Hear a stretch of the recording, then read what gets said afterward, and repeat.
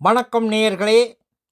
இன்று மே 10 2026 ஞாயிற்றுக்கிழமை.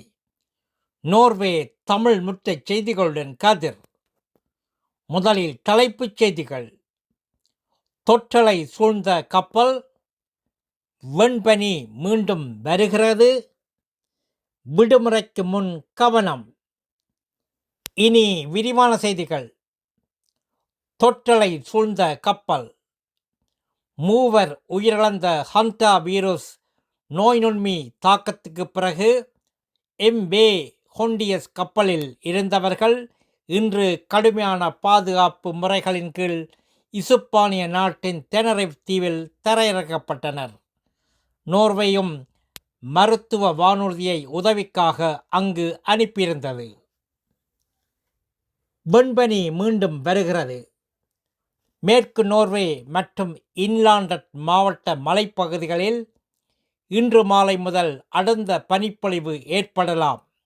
சில இடங்களில் 15 சென்டிமீட்டர் வரை பனி சேரக்கூடும் என வானிலை ஆய்வகம் எச்சரித்துள்ளது.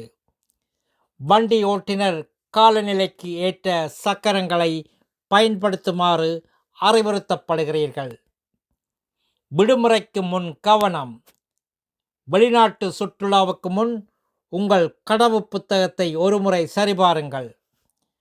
நோர்வே காவல்துறையின் புள்ளி தரவுப்படி 2026 ஆண்டில் 280,000 கடவு புத்தகங்களும் 226,000 அடையாள அட்டைகளும் செல்லுபடி அற்றவை ஆகின்றன.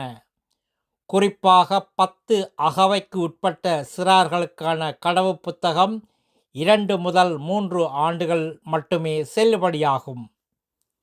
நல்லது நேயர்களே, மேலும் செய்திகளுக்கு நோர்வே தமிழ் முகநூல் பக்கத்தையும் இணையதளத்தையும் பாருங்கள். உலகெங்கிலும் தமிழ், நம் உணர்வெங்கிலும் தமிழ்.